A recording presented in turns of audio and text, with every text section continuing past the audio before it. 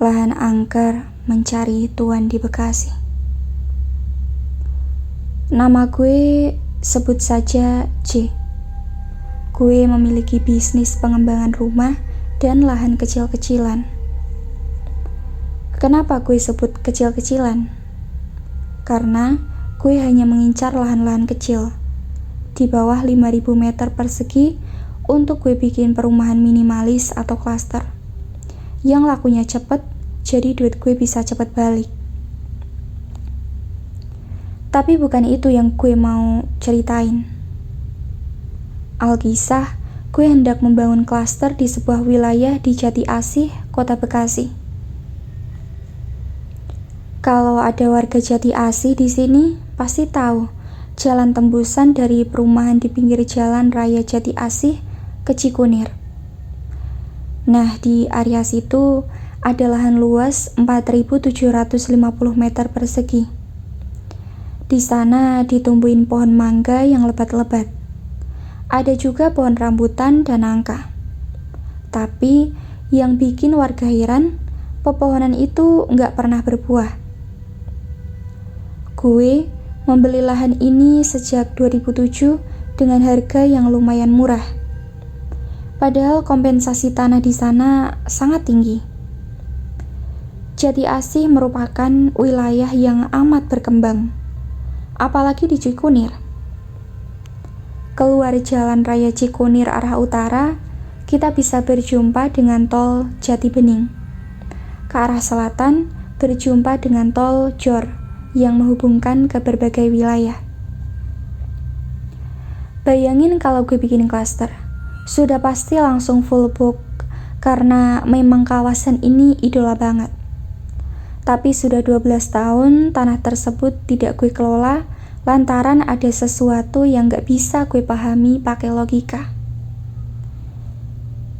Jangan baca cerita gue sendirian ya, pastikan itu.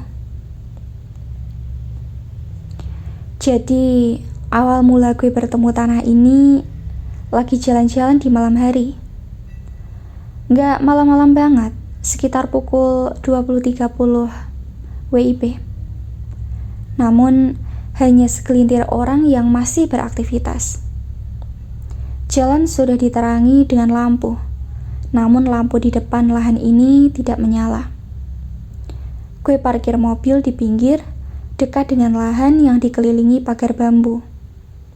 Sumpah, gue celingak-celinguk. Nggak satu pun warga bisa gue minta keterangan. Di sana banyak kontrakan, tapi semua pintu ditutup. Ya, nggak mungkin juga gue gedor-gedor. Udah malam pula, takut nggak sopan. Gue melihat-lihat lahan yang gelapnya nggak kira-kira. Gue ambil senter di mobil, tapi cahaya senter gue nggak menembus kegelapan di lahan tersebut. Padahal senter yang kualitasnya bisa dipakai dalam pertambangan dengan cahaya tembus hingga 100 meter loh.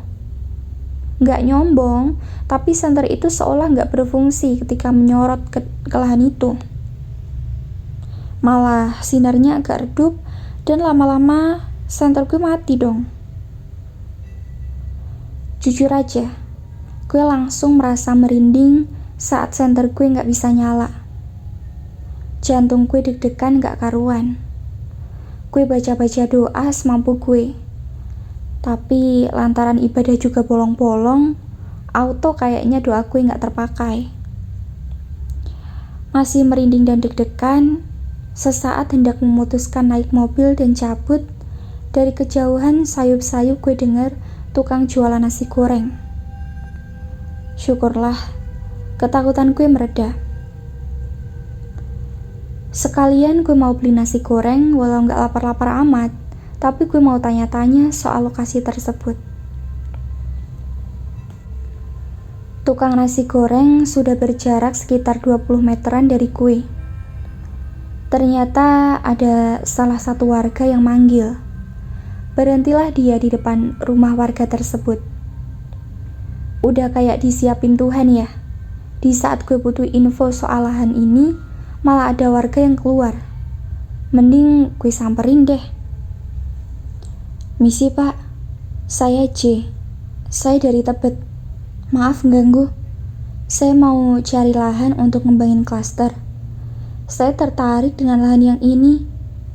Gue tunjuk ke arah lahan gelap itu. Kira-kira siapa ya yang punya? Gue sambil kasih senyum paling manis. Sebut saja namanya Pak Dudung. Dia memandangi gue dari atas sampai bawah. Lalu dia pandang-pandangan tanpa senyum dengan tukang nasi goreng. Ngeliat peristiwa itu, gue langsung salah tingkah. Kayak ada yang kurang beres dan gue gak ngerti bagaimana mencairkan suasana tersebut. Tukang nasi goreng melanjutkan masaknya. Masuk saja dulu ke dalam atau mau duduk di teras? Nanti saya ceritakan. Sebentar, saya ganti baju dulu. Ujar Pak Dudung yang cuma pakai kolor dan singlet. Duh, gue jadi gak enak. Mungkin niatnya Pak Dudung udah mau leha-leha selonjoran depan TV, malah nerima tamu. Nggak usah Pak, nggak apa-apa, takutnya ngerepotin, kata gue. Nggak apa-apa, mari silakan, ucap Pak Dudung. Di teras aja ya Pak, lanjut gue dan dia pun mengiyakan. Tukang nasi goreng lanjut masak. Tapi gelagatnya ingin ikut nimbrung. Ah, bodo amat deh. Gue melangkahkan kaki ke teras Pak Dudung. Ada cermin ukuran sedang di atas rumah Pak Dudung. Gue gak ngerti gunanya apaan. Cuma unik aja sih buat gue. Siapa juga yang mau ngaca di situ, iya kan? Pak Dudung sudah memakai sarung. Baju kemeja kayak kemeja jawara-jawara Betawi. Perawakan Pak Dudung gak terlalu tinggi. Badannya agak gemukan dengan tato titik 3 di tangan dekat jempol dan telunjuk. Pak Dudung ke teras sambil bawa air putih segelas. Istri saya sudah tidur. Maaf nih cuma air putih, ujar Pak Dudung. Jangan repot-repot Pak, kata gue. Nasi goreng pesanan Pak Dudung sudah selesai dibuat. Dia mengambil, lalu membayarnya dan dibawa ke dalam. Pengen nawarin duit saya pasnya buat sepiring doang, ujar Pak Dudung nyengir.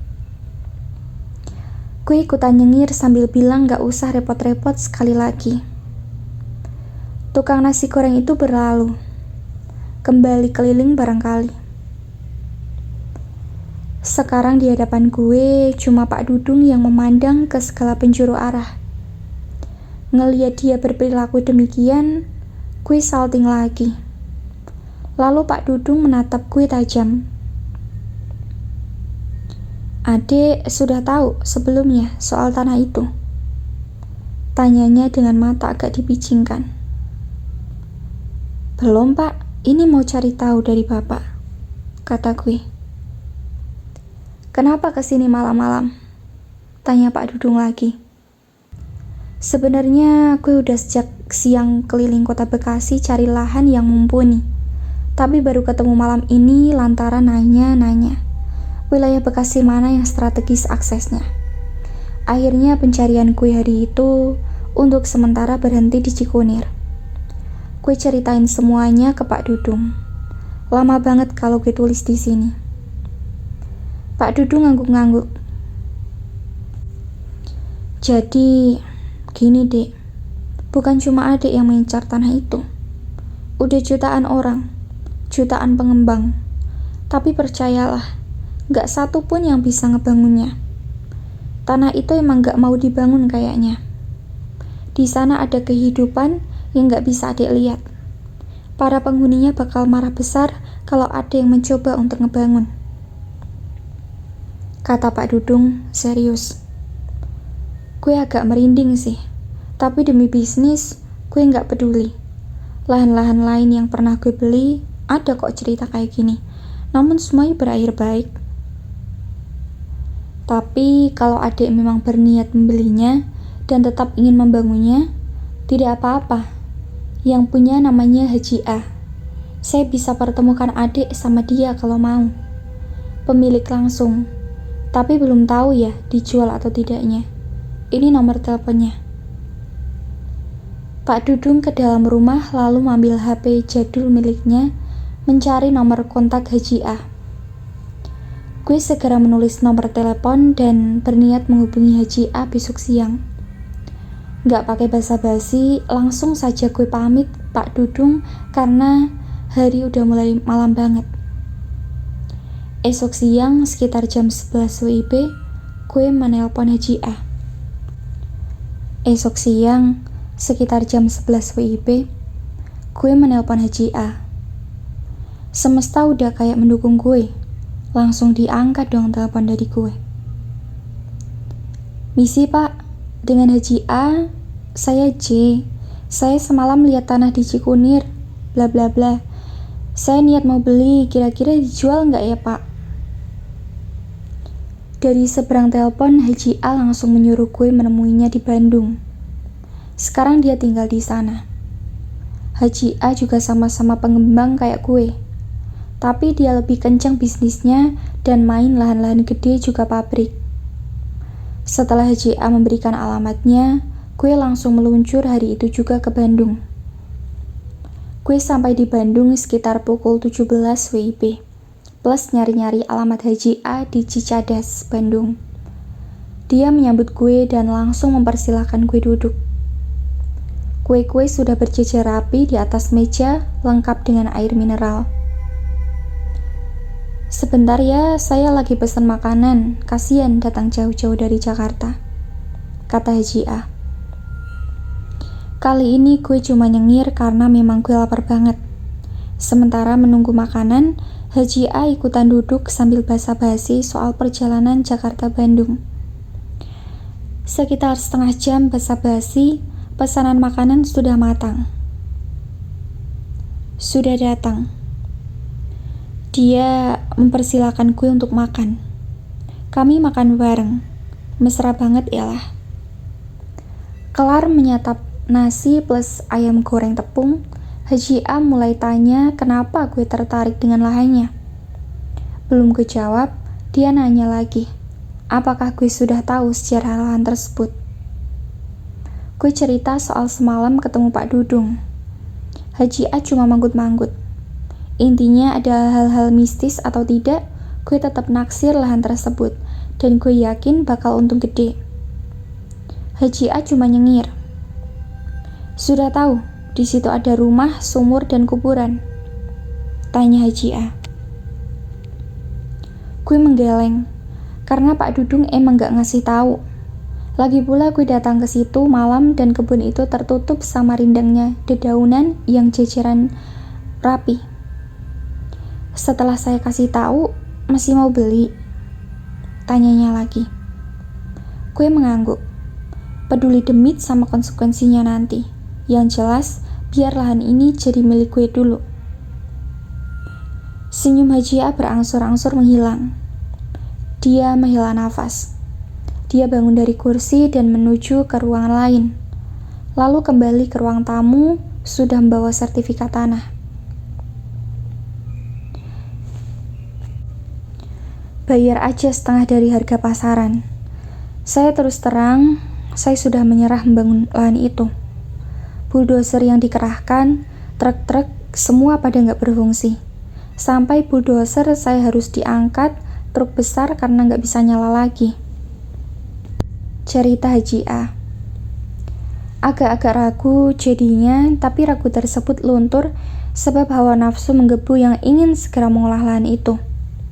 Apalagi prosesnya cepat banget. Haji A benar-benar mempercayakan sertifikat aslinya untuk gue bawa langsung dan diverifikasi di Badan Pertanahan Nasional di Kota Bekasi. Saya melihat kesungguhan niat adik C, ngapain kalau nggak niat beli jauh-jauh sampai kemari. Bawa dulu verifikasi, udah selesai tinggal bayar setengah. Adik bisa langsung ganti nama, ujar Haji A. Buset, gue makin semangat. Udah kelar ini itunya, tibalah hari yang dinanti-nantikan. Ya, Lahan itu sudah milik gue sepenuhnya. 2 minggu setelah balik nama, sore hari, tepatnya di Jumat, Oktober 2007, gue habiskan waktu berjalan-jalan di lokasi lahan. Ada sebuah rumah yang udah rusak banget. Rumah kecil, hanya ada ruang tamu, 1 kamar tidur, dan kamar mandi. Gue masuk ke rumah tersebut dan beberapa tikus melompat keluar. Mendadak, gue merinding parah. Hawa yang tadinya bau kayu lapuk, pelan-pelan berubah jadi anyir darah. Wah, ada yang gak bener nih, pikir gue. Gue segera beranjak keluar. Saat gue melewati pintu utama rumah, tiba-tiba tangan kiri gue seperti ada yang menggenggam dan meremas. Kaku dan kesemutan hebat. Bulu kuduk gue udah gak ngerti lagi diskonya kayak apa. Gue terdiam sejenak sambil baca doa apapun yang gue ngerti. Pelan-pelan tangan gue berangsur normal, tapi leher gue jadi pegel. Mata gue agak kabur. Gue berusaha keluar untuk menghirup udara segar. Berhasil. Waktu mendekati maghrib, kata orang, sebaiknya gak cari perkara dengan waktu ini. Tapi gue seolah gak peduli. Gue gak mau semua tahayul ini membuat gue lemah. Gue pun melangkah mendekati sebuah sumur tua. Gak berapa jauh dari rumah rusak. Sekitar 5 langkah lagi, gue sampai ke bibir sumur. Tiba-tiba di atas kepala gue ada yang jatuh. Gue ambil 3 helai rambut yang panjangnya setinggi badan gue. Seketika gue langsung lemes. Bulu kuduk gue udah gak karuan. Padahal langit sore masih terang. Tapi di dalam lahan seolah ada kegelapan yang gak gue bisa jabarkan. Rambut itu pun gue buang ke tanah, bersamaan dengan timbul wangi melati. Shit, mending gak dilanjutin deh kalau begini. Gue pun bergegas balik arah. Sumur itu urung gue dekati. Gue bermaksud kembali menjelajahi tempat ini esok paginya. Sabtu siang ceria, wilayah sekitar situ rame. Apalagi sedang ada festival burung yang digelar dekat lahan. Matahari udah paling menyengat. Harusnya gue gak ada kekhawatiran. Tapi entah lahan itu memang misterius. Gak terlalu banyak angin, tapi memasuki perkebunan itu, hawa dingin mulai menyergap. Gue lihat orang-orang bersorak-sorai di arena pertandingan burung. Gak ada yang peduli dengan lahan ini. Oh iya, gue lupa cerita. Pak RT setempat sempat mencegah gue membeli lahan tersebut. Tapi setelah gue cerita kalau gue siap menanggung resikonya, beliau jadi angkat tangan. Entah kenapa, sore itu gue pengen ketemu Pak RT yang puluhan tahun tinggal di wilayah tersebut. Gue minta ditemenin ngeliat sumur dan kuburan. Namun aneh, Pak RT gak mau dan menyuruh gue untuk kesana sendiri aja. Usut punya usut, Pak RT ternyata sudah pernah menantang penghuni situ dan satu-satu keluarganya meninggal secara misterius. Aduh, mampus loh. Saya saranin Mas J mending cari yang tersakti di antara yang sakti, karena penghuni situ gak main-main, tutur Pak RT. Duh, gue udah mulai berpikir kalau membeli lahan itu adalah kesalahan. Itu gue belum mulai ngebangun loh. Oke lah, coba besok gue datengin bulldozer untuk ngeratain pepohonan. Gue minta izinnya sama Pak RT dulu. Mungkin warga bakal keributan suara bulldozer. Mending coba tebang 1 pohon dulu, pakai gergaji mesin aja dulu. Hebat kalau bisa. Kalau 1 pohon sudah terpotong, silahkan pohon-pohon lainnya.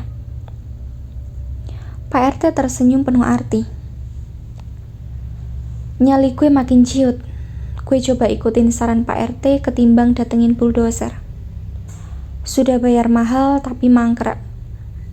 Esok harinya, Minggu, Mang Aep, tukang bangunan yang sudah puluhan tahun kerja sama bapak gue, dan akhirnya gue membawa gergaji mesin untuk merubuhkan salah satu pohon mangga. Pohonnya paling dekat dengan pagar bambu. Gue ceritakan kepada Mang Aep kalau semua pohon berpenghuni. Hati-hati Mang, kata gue. Mang Aep cuma bilang kalau dia takutnya sama Tuhan. Gue awalnya agak lega dengan perkataan Mang Aep. Apalagi Mang Aep sholatnya rajin, gak kayak gue. Sampai akhirnya dia menyalakan mesin gergaji dan mulai memotong batang utama mangga. Tak diduga, malah gergajinya yang terpotong, jadi 2 bagian. Satu bagian mental ke arah tangan Mang Aep dan hampir putus, sementara gergaji yang dekat mesinnya jatuh ke kaki. Gue histeris, karena seumur-umur Mang Aep motong pohon, baru kali ini kejadian yang tak lazim dan hampir merenggut nyawanya. Dalam kepanikan, gue disuruh warga menghubungi rumah sakit terdekat. Syukurlah di situ ada rumah sakit yang hanya berjarak 10 menit. Mang Aep cepat mendapat pertolongan pertama. Gergaji itu langsung rusak parah, dan anehnya batang pohon itu sama sekali tak ada yang terkelupas. Mulus kayak pohon yang belum diapa-apain. Padahal sempat terkena gergaji sedikit. Gue benar-benar gak habis pikir. Senin, gue mendatangi Pak RT dan memberitahu insiden tersebut. Pak RT cuma manggut-manggut. Saya sudah gak kaget Mas C. Saya kaget kalau pohon itu bisa ditebang, tapi ternyata gak bisa. Saya sudah kasih tahu dari awal, penunggu situ gak sembarangan. Coba minta izin. Malam Jumat jam 12 malam, bawa aja beberapa benda. Bunga kuburan, kemenyan jumlahnya 3 biji, air mawar, kopi hitam pahit, ayam cemani yang sudah dipotong tapi ditampung darahnya. Ayam cemaninya biarin aja dalam keadaan bangkai. Darah ayam cemani ditaruh di atas mangkok tanah liat ya. Taruh semuanya di atas sampah. Dekatkan di sumur. Ingat, jangan ngeliat ke dalam sumur. Bersimpuh depan sumur, pejamkan mata dan ucapin mantra ini. Dia nyebutin mantra tapi gak mau gue tulis karena takut disalahgunakan sama orang lain. Ingat, apapun yang terjadi jangan buka mata ya, sampai benar-benar azan subuh, ucap Pak RT. Kalau saya gak ngelakuin gimana Pak? Tanya gue. Iya, gak masalah, tapi tanah itu terbengkalai begitu saja, sama persis dengan pemilik-pemilik sebelumnya, ucap Pak RT. Sia-sia duit yang gue keluarin dong kalau seperti itu. Duh, gue dilema banget. Akhirnya gue mencoba menyanggupi syarat Pak RT. Itu pula yang dilakukan untuk menghentikan kematian misterius kerabatnya gara-gara nantangin penghuni tersebut. Tapi gue kan gak nantangin ya. Sama aja Mas, kata Pak RT. Ya sudah, gue ikutin. Kamis malam Jumat jam 22.30 WIB. Suasana tempat itu udah benar-benar suram banget. Gelap, gak ada orang. Gak satupun makhluk bernama manusia yang gue temui. Gue benar-benar merinding karena gue gak ngerti siapa yang gue hadapi. Pelan-pelan gue masuk ke lahan dengan membawa semua persyaratan yang dianjurkan Pak RT. Baru sekitar 11 langkah, tiba-tiba gue mendengar suara ketawa pelan dan lirih. Ketawanya gak cuma satu, tapi banyak. Seperti saut-sautan. Anjir, gue gemeteran hebat. Gue gak sanggup nerusin langkah. Pas gue balik badan, what the fuck? Tukang nasi goreng yang gue jumpai di awal ada di depan muka gue. Kapan datangnya gue gak dengar. Seketika gue langsung melihat ke arah kaki. Saya orang kok Mas, gak usah takut, ujarnya meyakini gue. Gue lega dan agak-agak bersyukur. Gue langsung bawa dia duduk sejenak di luar pagar bambu Dan gue ceritain kalau gue mau bawa sajen buat penunggu situ. Gue kasih tahu dia tampah dan isi-isinya. Si abang nasi goreng bernama Gus Nudin ini cuma manggut-manggut. Mending urungkan saja niat mas karena mereka nggak akan pergi dari sini. Kecuali benar-benar diusir sama orang yang hatinya bersih dan lisannya terjaga. Tapi nggak ada manusia yang seperti itu. Kiai sekalipun. Jadi percuma, kata Udin, panggilan si tukang nasi goreng. Ucapan Udin bikin gue putus asa. Masa iya, lahan yang udah gue beli nggak bisa gue olah? Terus ngapain gitu gue beli? Udin memperhatikan gue, yang galau. Saya tunjukin ya, mas masih mau melangkah apa enggak nantinya? Itu terserah mas, kata Udin. Dia langsung menutup mata gue dengan tangannya sekitar 2 detik, lalu membukanya lagi. Diapain gue? Bukti aja, sekarang saya udah buka mata batin mas. Lihat ke arah lahan itu, kata Udin.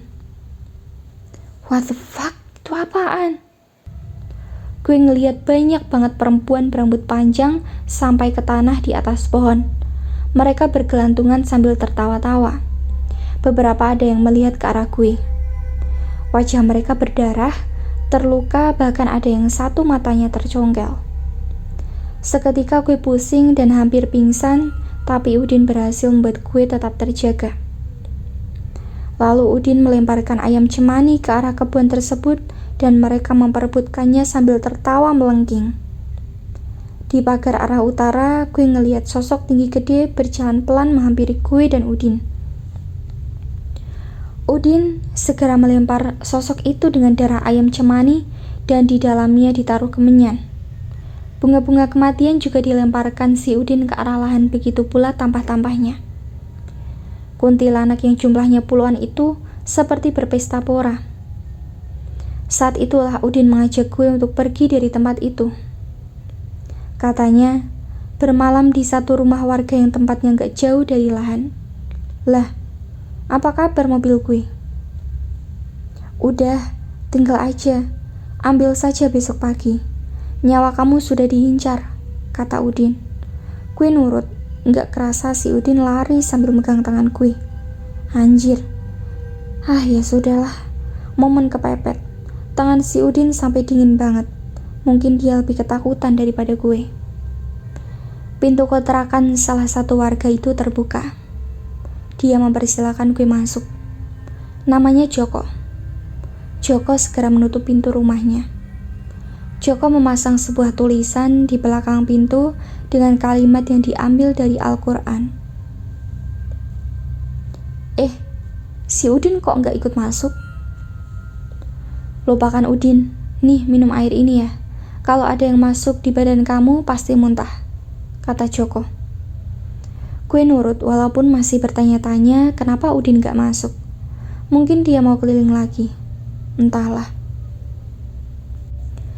Joko ini kayaknya seumuran gue. Dari namanya, gue udah tahu kalau dia orang Jawa. BTW gue gak muntah, jadi gue bersih. Dari kebun yang itu ya mas? Bawa apa? Ayam cemani? Amis darahnya sampai sini, kata Joko lagi. Gue cuma bengong gak ngerti harus ngapain. Malam ini terlalu aneh buat gue. Gue gak bisa ngomong. Joko mengajak gue ambil wudhu. Gue nurut aja sama dia.